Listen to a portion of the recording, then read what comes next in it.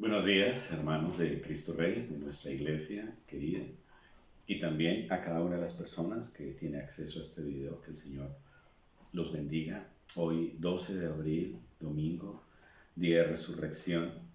Como celebramos todos los domingos, la resurrección es la razón de ser de la cristiandad, en realidad.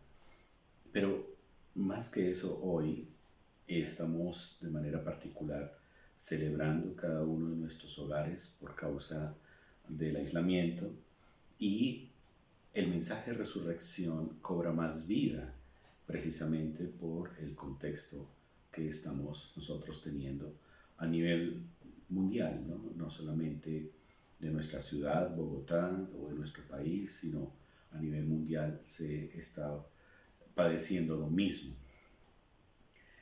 Pero solamente el pueblo del Señor logra apreciar o aprecia el significado de la resurrección, y ese significado es algo muy aplicativo a nuestra propia vida, la vida espiritual, pero también a la vida práctica, por decirlo así. Y en ocasiones se nos olvida, y es muy especial que hoy celebremos la resurrección. Feliz día, hermanos. Y vamos a mirar en uno de los salmos, en el Salmo número 16, salmo inspirado por el Señor a David, que él también esperaba no solamente la venida del Mesías, sino su obra, su sacrificio, pero también la resurrección. En el Salmo 16 dice: guárdame, oh Dios, porque en ti he confiado. Oh alma mía, dijiste a Jehová, tú eres mi Señor. No hay para mí bien fuera de ti. Para los santos que están en la tierra y para los íntegros es toda mi complacencia. Se multiplicarán los dolores de aquellos que sirven diligentes a otro Dios. No ofreceré yo sus libaciones de sangre, ni en mis labios tomaré sus nombres. Jehová es la porción de mi herencia y de mi copa. Tú sustentarás mi suerte. Las cuerdas me cayeron en lugares deleitosos, y es hermosa la heredad que me ha tocado. Bendeciré a Jehová que me aconseja. Aún en las noches me enseña mi conciencia. A Jehová he puesto siempre delante de mí, porque está a mi diestra, no seré conmovido. Se alegró por tanto mi corazón, y se gozó mi alma. Mi carne también reposará confiadamente, porque no dejarás mi alma en el Seol, ni permitirás que tu santo vea corrupción. Me mostrarás la senda de la vida. En tu presencia hay plenitud de gozo, delicias a tu diestra para siempre. Si bien el salmista David lo escribe con relación a una propia experiencia, realmente es un salmo mesiánico, es un salmo profético que nos habla de la vida en el gozo del Señor, pero sobre todo la vida que triunfa sobre la muerte. El Señor no se quedó en el lugar de los muertos, el Señor no se quedó en la tumba, y eso mismo es lo que el Señor nos transmite a nosotros. El Señor vive, por lo tanto, su iglesia vive, su pueblo vive, los cristianos con que confiamos en las Escrituras vivimos, no por algo que hayamos hecho, sino por la obra de nuestro Señor. El Señor resucitó, por lo tanto, tú vives, yo vivo. Vamos a abrir en el Evangelio según Juan, después de haber tenido esa motivación en el Salmo. El Evangelio según Juan, el capítulo 20. San Juan, capítulo 20. Y ya ha pasado la crucifixión, y ya José de Arimatea toma el cuerpo del Señor y lo embalsama. Nicodemo está junto a él también haciendo esa labor, y lo sepultan. ¿Qué es sepultar? Lo colocan en una tumba, más bien, en el sepulcro, y dice que el sepulcro era de José, la narración bíblica, El sepulcro era de José de Arimatea y también, pues en ese orden de ideas, nunca había sido usado ese sepulcro. El Señor es puesto allí antes de que empezara la hora de guardarse en el día de reposo, y la narración bíblica en Juan 20 empieza con los primeros destellos de luz del primer día de la semana, es decir, el domingo.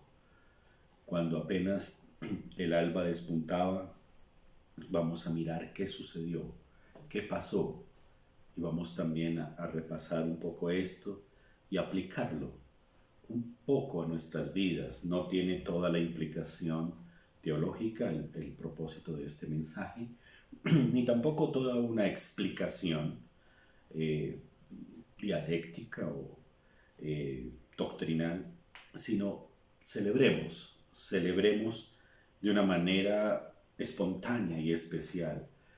Es como cuando nosotros decimos feliz Navidad.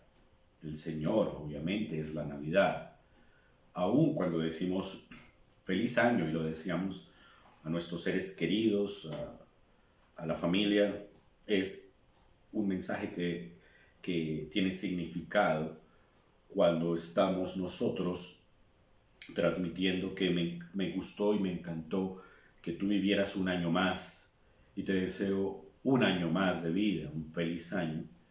Pues también cuando nosotros estamos hoy celebrando el día de resurrección, no tiene solamente que ser el de la Semana Santa, sino que todos los domingos celebramos la resurrección de nuestro Señor, porque es algo vivo y es algo que Él transmite a su iglesia y que posteriormente los apóstoles reúnen al pueblo, reúnen a la iglesia naciente ese día para celebrar y recordar que el Señor resucitó y que ese día Él lo estableció para esa celebración.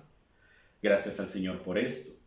Así que cobra mucho significado decir y decirles de parte mía y ustedes, entre sus familiares, entre las personas de la misma iglesia, feliz día, el Señor resucitó.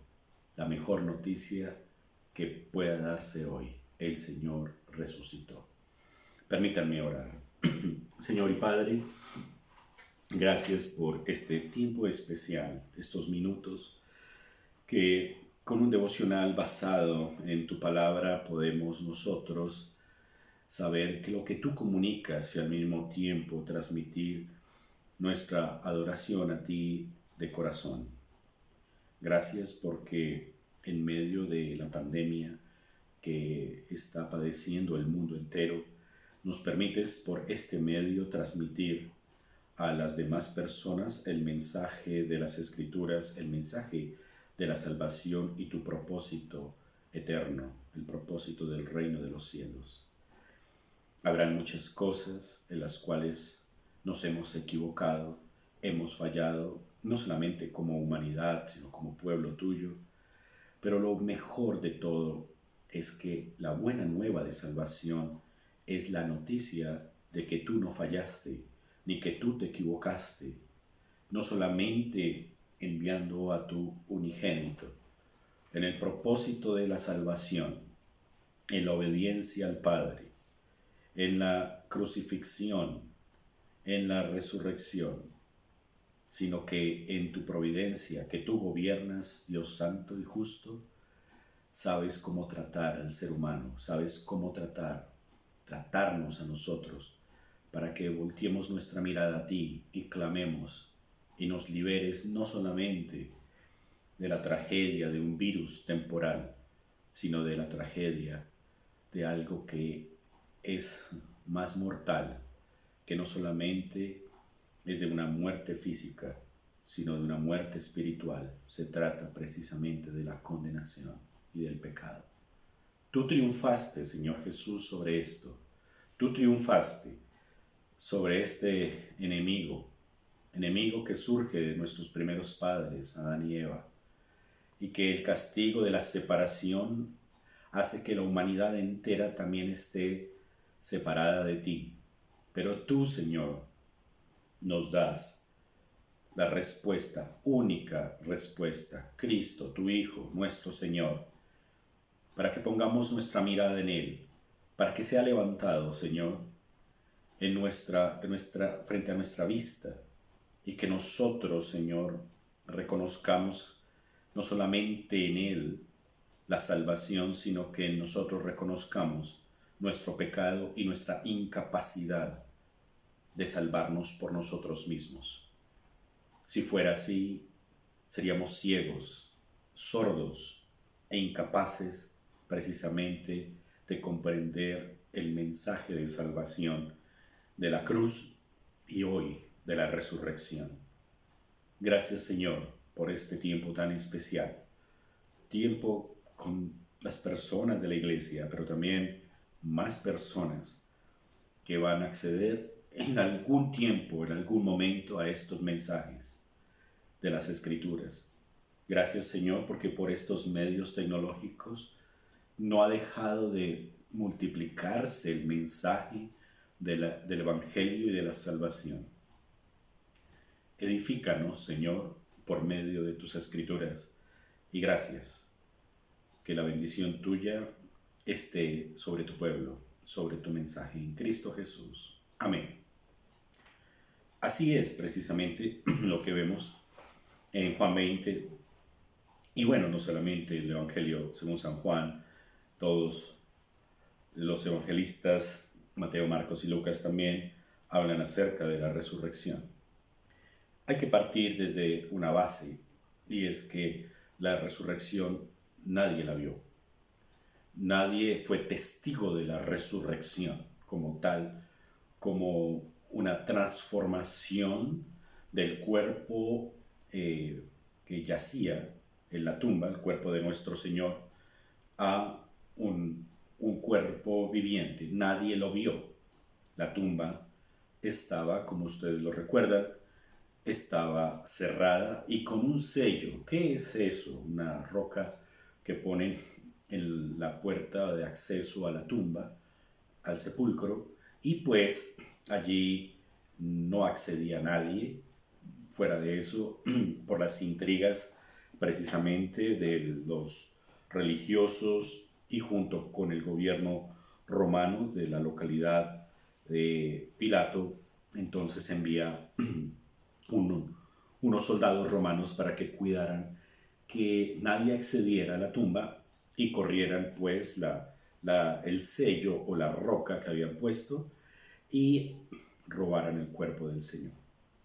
En ese orden de ideas, nadie, absolutamente nadie es precisamente testigo de la resurrección de nuestro Señor. Pero lo que sí somos testigos es del testimonio de los testigos que vieron la tumba vacía. Y vamos a leer precisamente eso.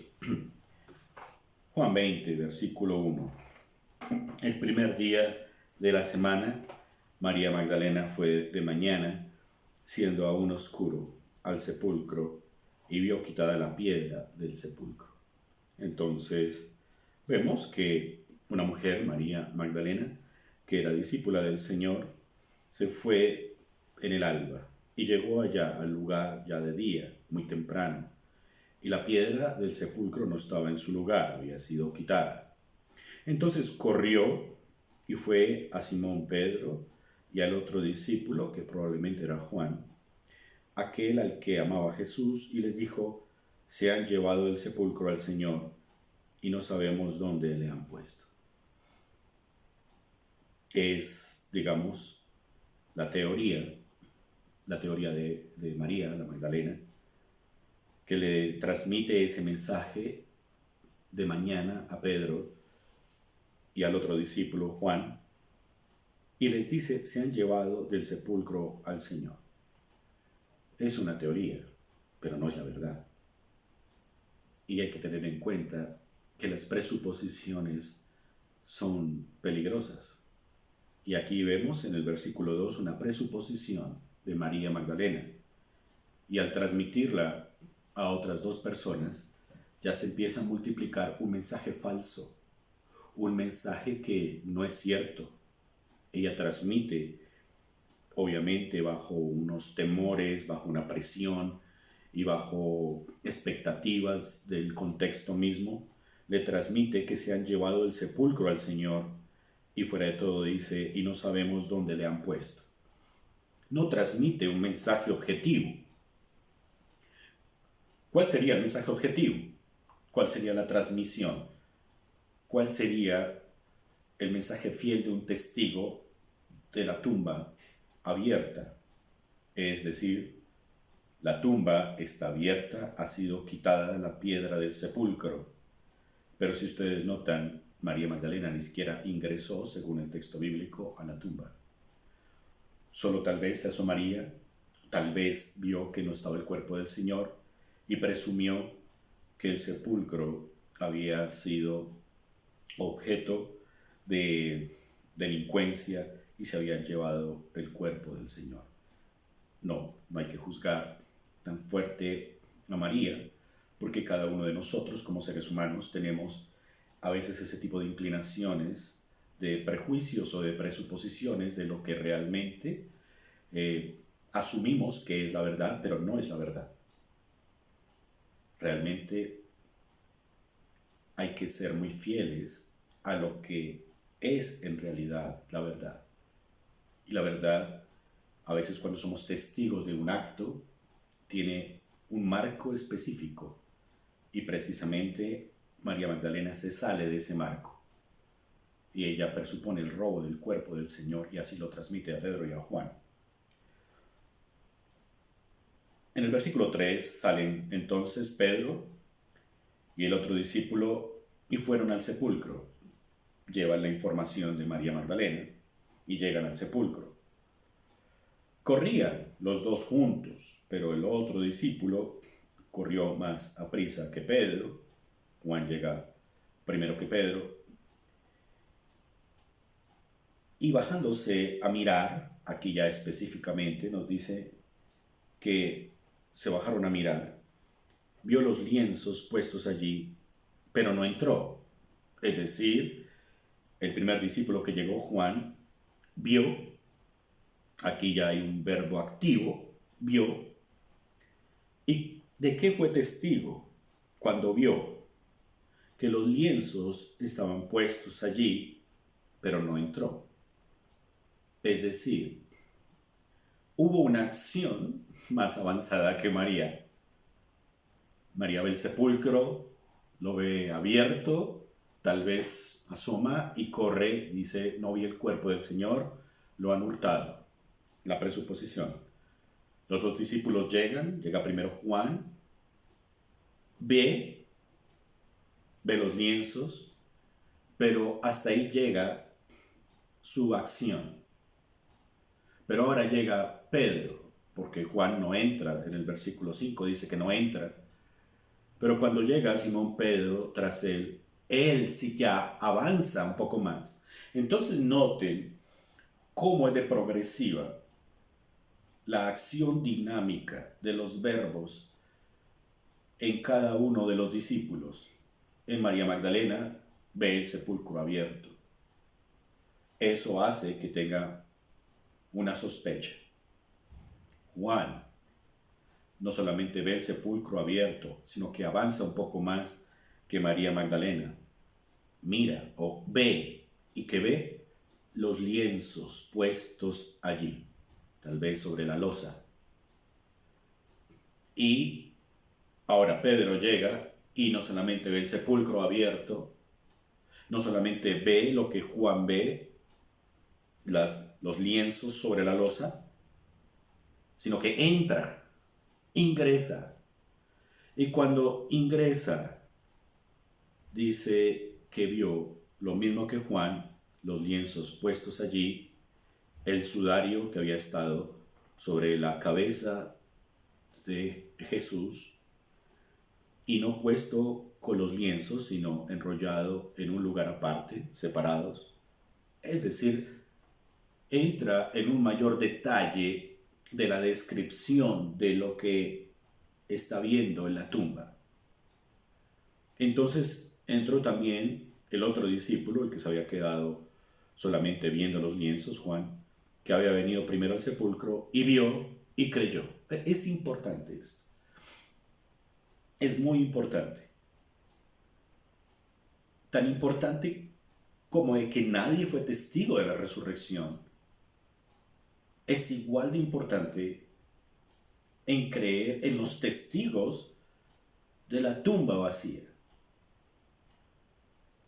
Porque en muchas ocasiones las personas, los seres humanos, piden muchas señales a Dios.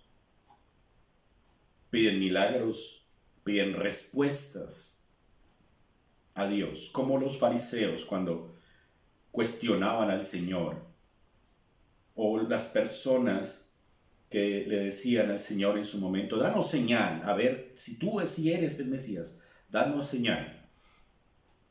Y con base en la resurrección, el Señor dice: no será dada más señal que la del profeta Jonás. Pues realmente, si miramos un poco la señal del profeta Jonás, y ustedes lo pueden buscar en sus casas, es una lectura muy rápida de la profecía o del texto de Jonás en el Antiguo Testamento como uno de los profetas menores. Vemos que él estuvo en el vientre del pez 3 días y 3 noches. Y después el pez lo deposita en una playa. Esa es la señal. Puede ser muy básico, pero es la señal. Y lo que estos personajes están buscando, sobre todo María Magdalena, es el cuerpo del Señor. Y como no lo encuentran, presume un robo del cuerpo, del cadáver del Señor. Presupone que lo han puesto en otro lugar y por ningún lado María Magdalena, por lo menos en este instante, piensa o reconoce las palabras del Señor cuando Él lo enseñó como la señal del profeta Jonás: al tercer día saldré o resucitaré. Es muy importante creer en las señales del Señor. Y es muy importante creer en estas señales de los primeros discípulos que van a la tumba, porque son precisamente los primeros. Y son los primeros en tener la confusión en su mente y en su corazón, en impactarse al ver la tumba vacía, pero son también los primeros testigos de que el Señor ya no está en la tumba y que el Señor ya no está muerto, sino que ha resucitado. Posteriormente, el Señor aparece a sus discípulos, tiene un diálogo con María Magdalena también, tiene un diálogo con todos los discípulos en el grupo, tiene un diálogo con Pedro en la playa. ¿Recuerdan? Pedro, ¿me amas? Come con ellos, cena con ellos, y después de varios días asciende. Y según el Salmo 110, un versículo profético, el Señor le dice que se siente a su diestra hasta que ponga a los enemigos por estrado de sus pies. La Biblia por todo lado habla de la resurrección, no solamente el Evangelio y todo lo que es el Nuevo Testamento y esperar la segunda venida. Esperamos eso, sino que en el Antiguo Testamento también se vivía de esa esperanza. ¿Por qué? Porque la tumba está vacía. Nadie robó el cuerpo del Señor. Nadie, humanamente hablando, movió el sello o la roca que podían mover tal vez mínimo 4 o 5 hombres.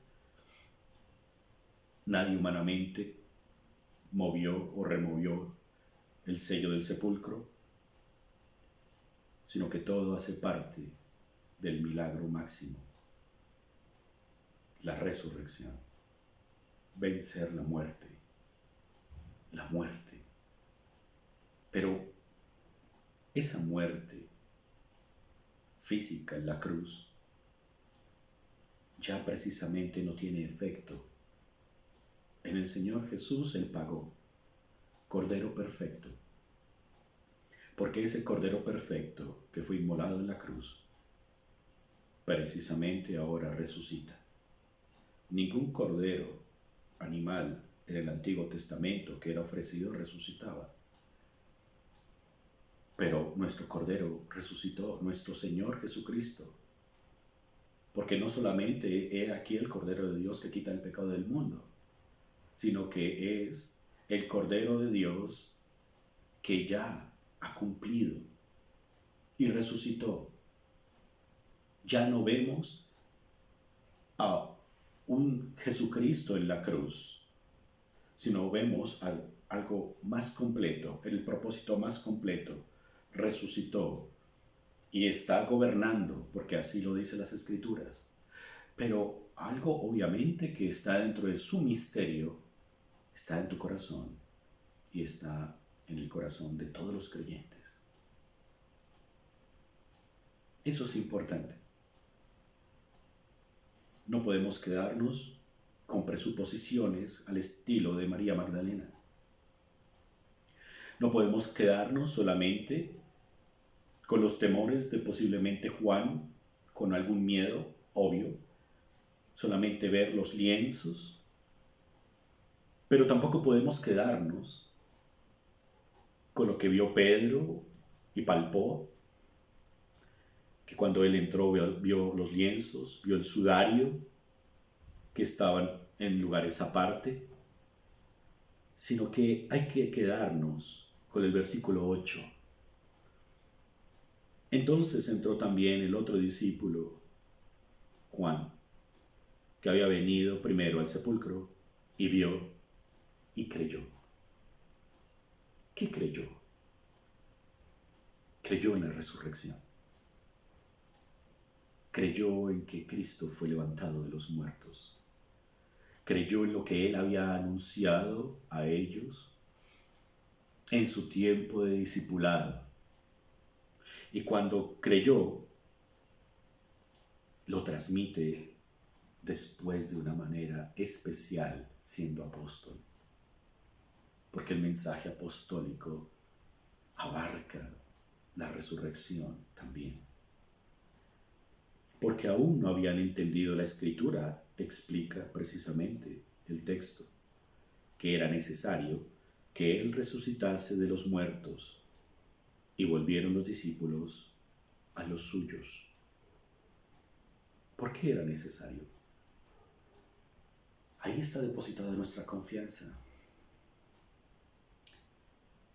Iglesia, tú y yo vamos a morir algún día. Algún día dejaremos de existir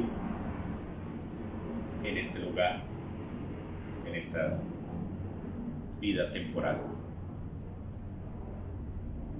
Algunos por causas naturales, otras personas por otro tipo de razones, pero acabará. Importantísimo que en esta vida, antes de que acabe, tú tengas que creer en Cristo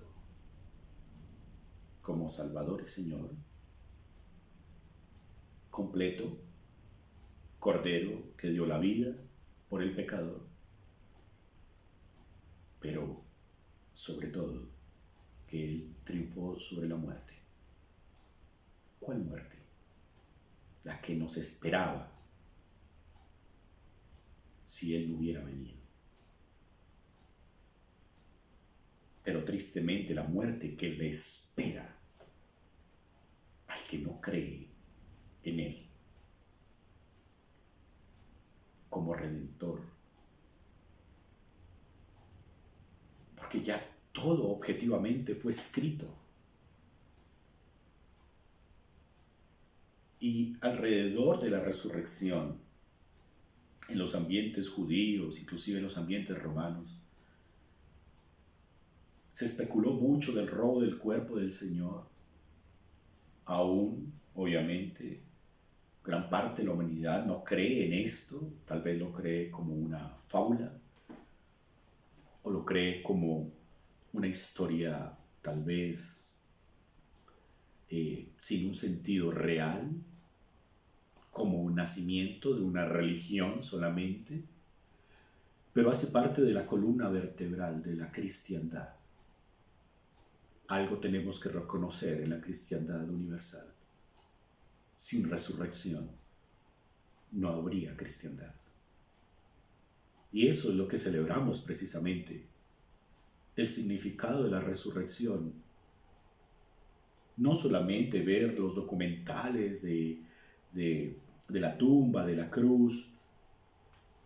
No solamente estar allá en Tierra Santa, como se dice, viajar a Jerusalén y ver posiblemente dónde estaba la tumba del Señor, el sepulcro, sino es otra cosa más alta. Es que tengas la confianza puesta de que aún si tú mueres, vivirás, porque eso lo prometió el Señor. Aunque muramos, viviremos. Es un cambio de escenario.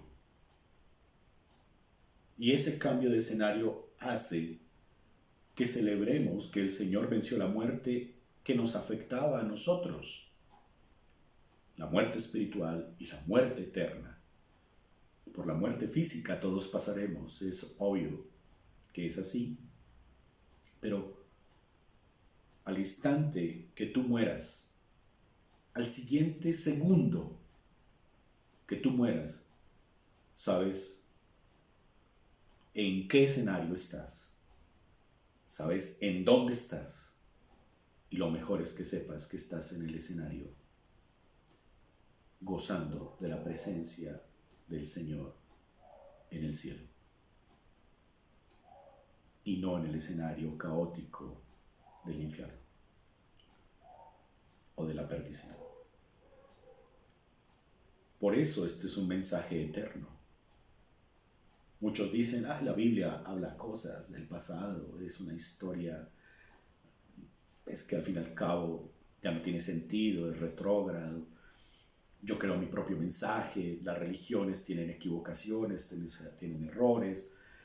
He escuchado varios mensajes últimamente con el tema de la transmisión del COVID, de que nosotros tenemos que entrar en una dinámica de ayuda a los enfermos, ayuda a los pobres, ayuda a los habitantes de calle, y todo eso tiene un lugar en el mensaje del Evangelio.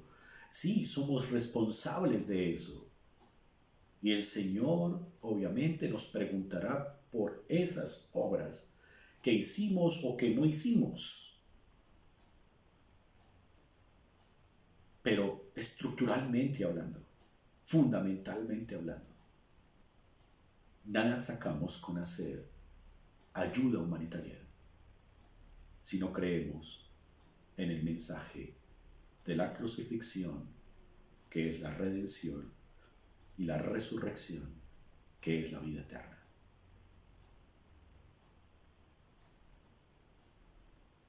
Nadie en esta vida puede llegar al cielo por sus propias obras.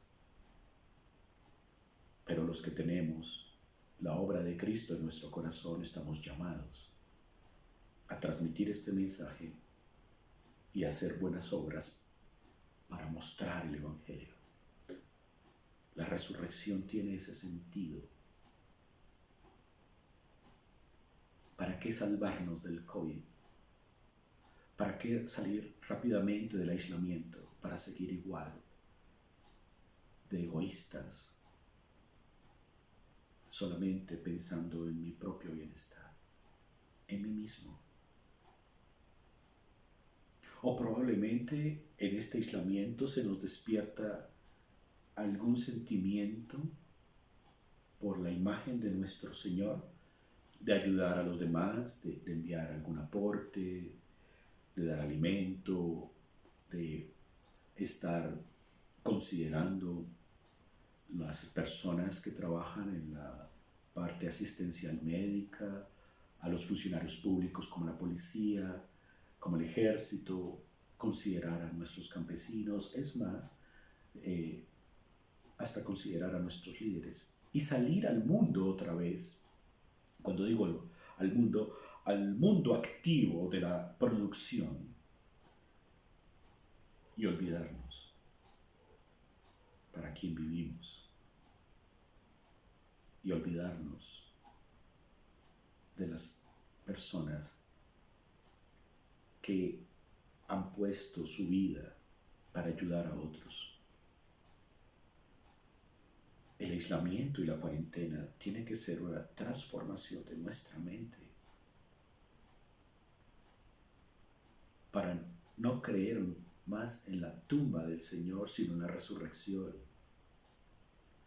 Para acercarnos más que María Magdalena y que Juan y ser testigos de que ya Cristo no está aquí en cuerpo como lo estuvo en su momento en la encarnación, sino que es Dios gobernante del universo y del mundo y de tu corazón y de tu vida. Es poderoso y prometió que vendría por segunda vez.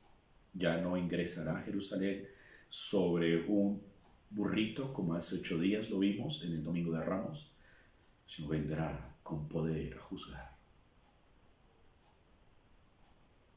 ¿Crees en la crucifixión? ¿Crees en la resurrección y en el propósito de las dos? Pues camina conforme a eso. Reúnete en una iglesia.